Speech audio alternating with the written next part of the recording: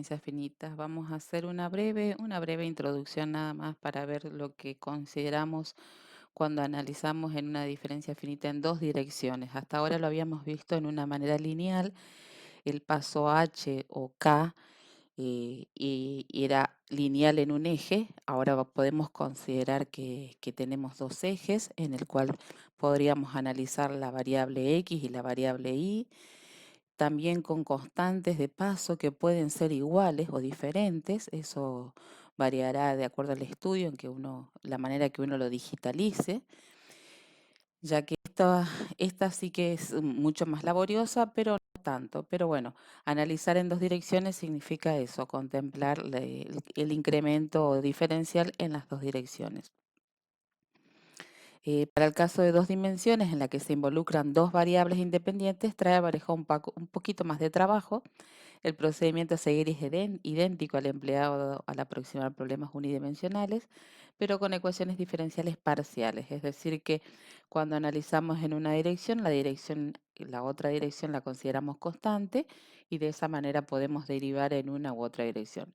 Primero debemos construir el conjunto de puntos de la grilla. Fíjense, tenemos un grupo de puntos en donde cada punto tiene coordenadas X y J, igualmente espaciando, en donde X puede variar desde justamente en un rango de 0 hasta XL, donde XL es el punto máximo de X, y obviamente el delta X va a variar en 1 más XY y menos XY.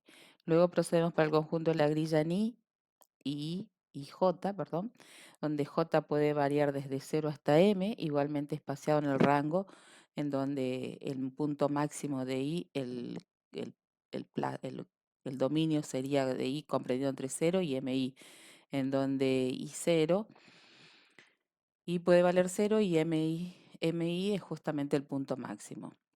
Delta I va a variar entre IJ desde I hasta IJ menos IJ.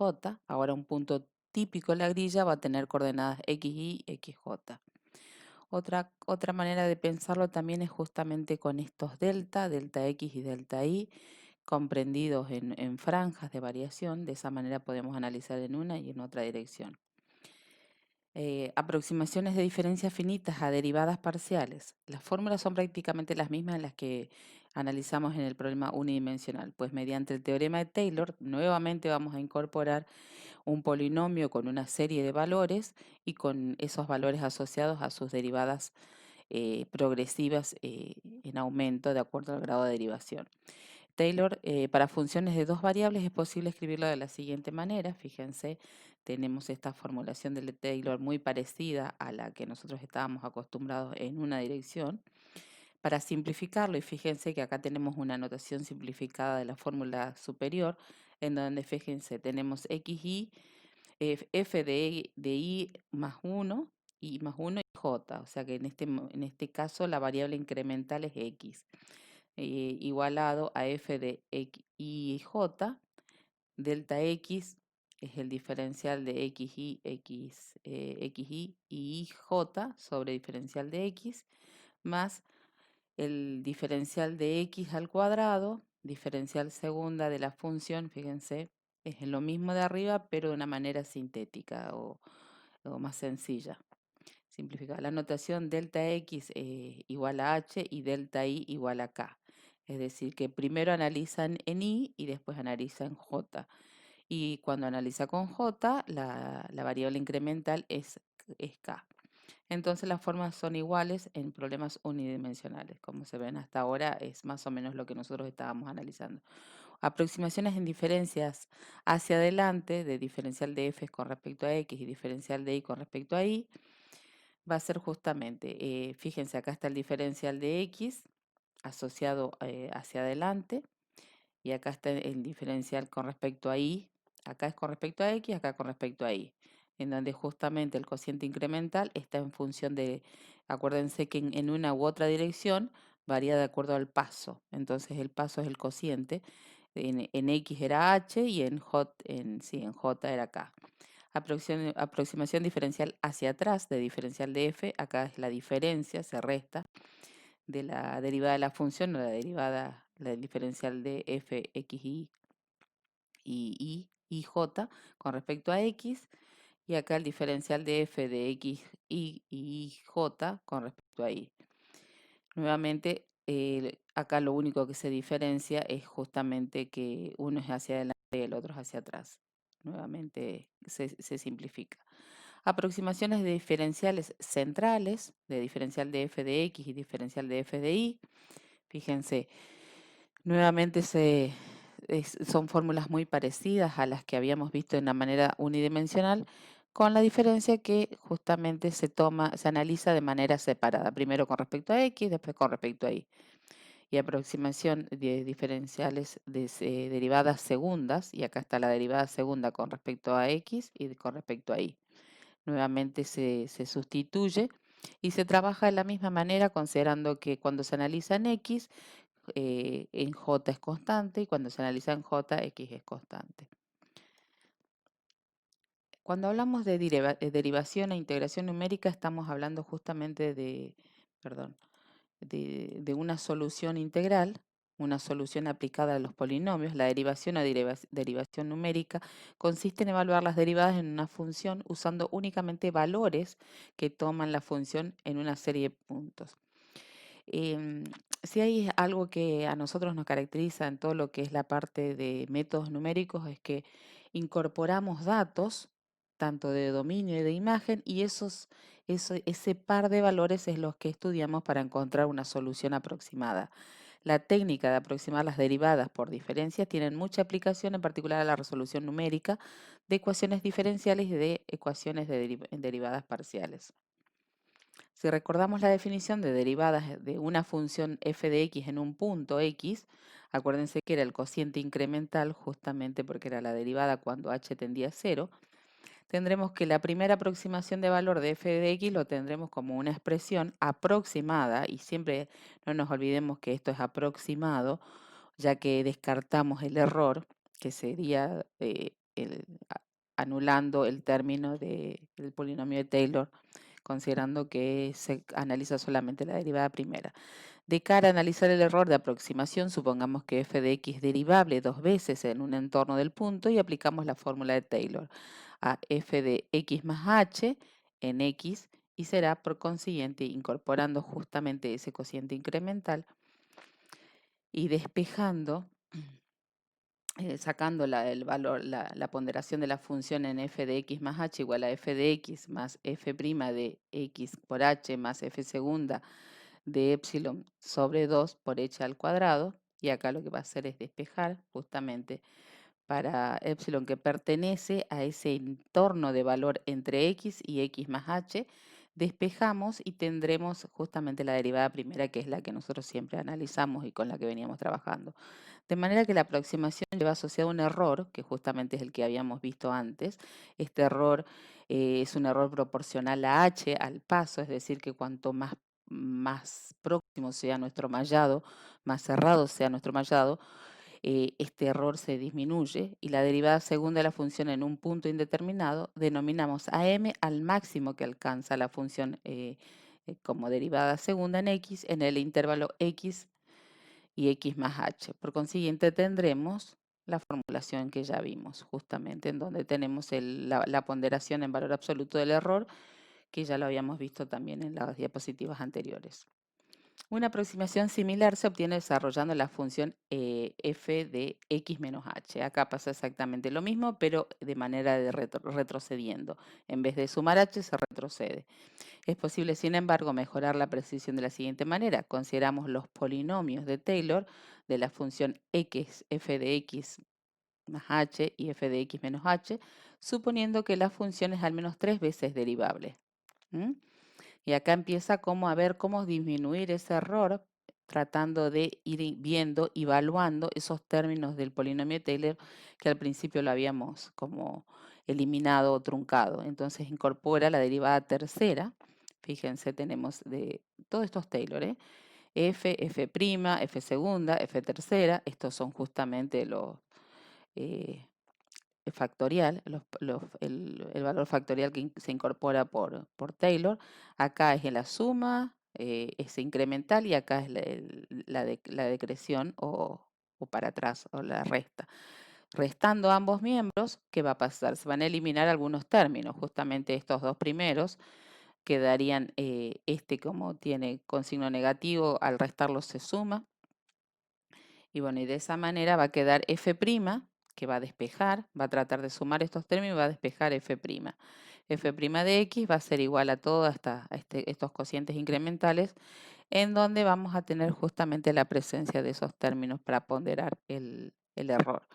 De manera que la aproximación, a veces denominada aproximación central, tendrá asociado un valor central proporcional a h al cuadrado. Y si es h al cuadrado claramente es menor aún, porque acuérdense que es lo que nosotros estamos tratando de densificar ese mallado, y esa separación h cuanto más pequeña es, y si lo elevamos al cuadrado es más aún, entonces el error es como que disminuye. Siendo m3, que es este valor ponderado en el error, el máximo de la derivada tercera en x menos h y x más h. De manera análoga, se obtiene la aproximación para la segunda derivada, y acá también pasa justamente la valoración para la segunda derivada, en donde, como ven, debe ser otra constante, puesto que, bueno, acá ya incorporamos la segunda derivada, pero también con un h al cuadrado, que obviamente lo que hace es disminuir el error. La integración numérica. Se llama genéricamente integración numérica al conjunto de técnicas y métodos que han desarrollado para el cálculo aproximado de integrales definidas. Nosotros vamos así como podemos derivar en un, en un, en un, en un dominio de números e imagen, podemos considerar también la integración de esas derivadas. En aquellos casos en los que simplemente se conocen la función de x por medio de una tabla de datos, estas técnicas son absolutamente necesarias si se quiere evaluar la integral de alguna manera. Además, aún conociendo la función en forma analítica, con frecuencia es difícil e incluso imposible calcular una primitiva de dicha función de cara a aplicar la regla de Barrum. El método de Newton-Cotes, la fórmula de Newton-Cotes, son los tipos de integración numéricas más comunes y se basan en la estrategia de reemplazar una función complicada o datos tabulados por un polinomio de aproximación que es más fácil de integrar.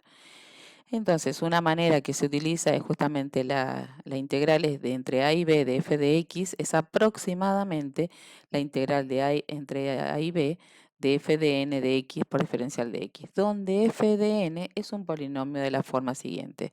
Fíjense, en donde tenemos f de n, tenemos una constante 0 sin coeficiente, una constante independiente a 0, después tenemos a1 dependiente de x, a2 dependiente de x al cuadrado, y así de esta manera van incrementándose a n hasta x de n, en donde n es el grado del polinomio. Por ejemplo, en la figura 1 se utiliza un polinomio de primer grado, este es el polinomio de primer grado, y quedaría esta área así coloreada, en la que se integra, la que nos da justamente la integral.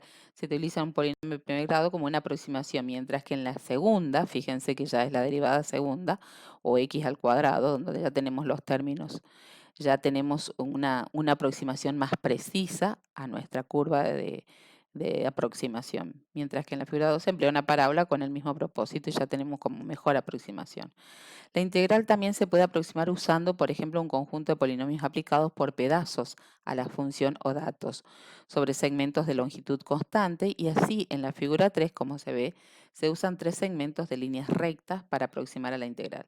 Es decir, que lo que hacemos, en vez de tomar el punto suponiendo que este punto es A y este es B, lo que vamos a hacer es fraccionar el dominio en partes iguales y vamos a integrar por partes. Existen formas cerradas y abiertas de la fórmula de Newton-Cotes, y en esta sección solo se analizarán las formas cerradas. En ellas se conocen los datos al inicio y al final de los límites de integración. Siempre se conocen como los extremos en la fórmula cerrada. A continuación se explicarán los siguientes métodos. El de regla del trapecio, que corresponde al caso del polinomio de aproximación que es de primer grado, o el de y el de regla de Simpson, que corresponde al caso donde el polinomio de aproximación es de orden superior, para obtener una estimación más precisa.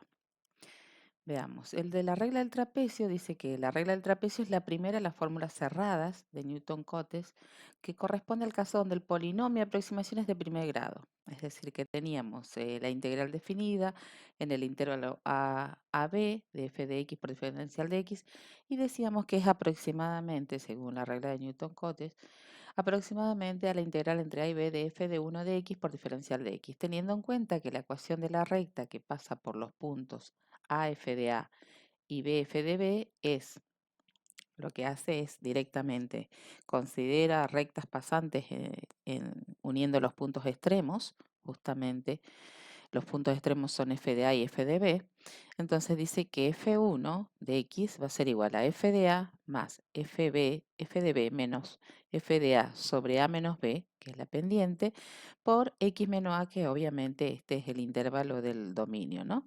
El área bajo esta línea recta en el intervalo AB está dada justamente por la integral comprendida entre la integral de a y b de f de 1, que es toda esta formulación de arriba, por diferencial de x. Esta integral constituye una aproximación de la integral de f de x. Fíjense, es una aproximación y es bastante grosera, pero bueno, es como cuando uno desconoce, es como una buena aproximación. Cuando uno conoce, es bastante grosera, se evidencia de esta manera. El resultado de la integral anterior es igual y la integral es b menos a. B menos a es el intervalo del dominio por f de a menos f de b sobre 2, que justamente es el área del trapecio. Se denomina regla del trapecio. Geométricamente, la regla del trapecio consiste en aproximar el área debajo de la curva definida por f de x por el área bajo la recta que une los puntos a f de a y b f de b. Recuerden que la fórmula para calcular el área de un trapecio es la altura por el promedio de las bases. En este caso, ¿cuál sería justamente la altura por el promedio de las bases? Está bien, perfecto, es lo que establece acá la integral. Error de la regla del trapecio. Cuando se emplea la integral bajo un segmento de línea recta, aproximar la integral bajo una curva, obviamente se tiene un error que puede ser importante, que es lo que yo les decía al principio. Podría ser a veces hasta muy grosero, que es justamente este factor. Todo esta área coloreada puede ser un error. Una estimación del error de truncamiento de la regla de trapecio es justamente plantear esta formulación, en donde el error puede ser igual a b menos a al cubo, que sería este espacio dividido 12 por f a segunda de un epsilon que pertenece justamente al entorno AB, que es lo que dice acá. La expresión anterior indica que si la función a integrar es lineal, la regla del trapecio será exacta. Es decir, que la regla del trapecio tiene un grado de precisión n igual a 1. Además, solo es posible aplicar la regla del trapecio si f de x de la clase c igual a 2 en AB. Es decir, en nuestra regla del trapecio es bastante preciso, pero cuando estamos hablando solamente de derivadas primeras, cuando empiezan a incrementarse funciones de segundo grado o n mayor, ya la precisión no deja de estar.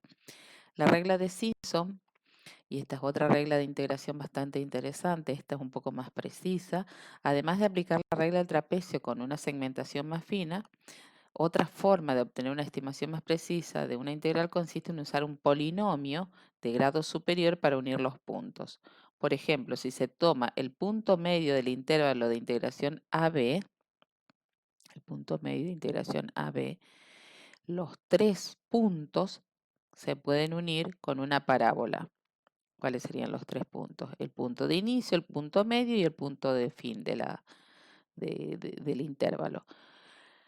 La fórmula que resulta de tomar la integral bajo ese polinomio se conoce como regla de Simpson, y la regla de Simpson se obtiene cuando el polinomio de aproximación es de segundo grado. Entonces, nosotros tenemos que la integral de entre f de a integral entre a y b de f de x por diferencial de x va a ser aproximadamente la integral de a entre b de f2 de x por diferencial de x. ¿Y qué es f de 2? F2 justamente es esa ponderación que nosotros teníamos si A es igual a x0, B es igual a x2 y x1 el punto medio, acuérdense que acá trabaja con el punto medio el intervalo, entre A y B y f2 de x se representan por un polinomio de Lagrange de segundo grado, la integral se transforma en esta integral, fíjense. Bueno, esto lo dejo para que lo analicen con tiempo, no es nada complejo, solamente es ir encontrando esos valores entre A y B y justamente considerando el punto medio del intervalo comprendido entre A y B. Después de integrar y trabajar algebraicamente, se obtiene justamente la integral total resuelta de esta formulación de polinomio, de la integración de este polinomio, igual a h sobre 3 por f de x0 más 4 de f de x1 más f2, donde h es igual a b menos a sobre 2. Esta expresión se conoce como regla de Simpson y es la segunda fórmula de integración cerrada de Newton-Cotes.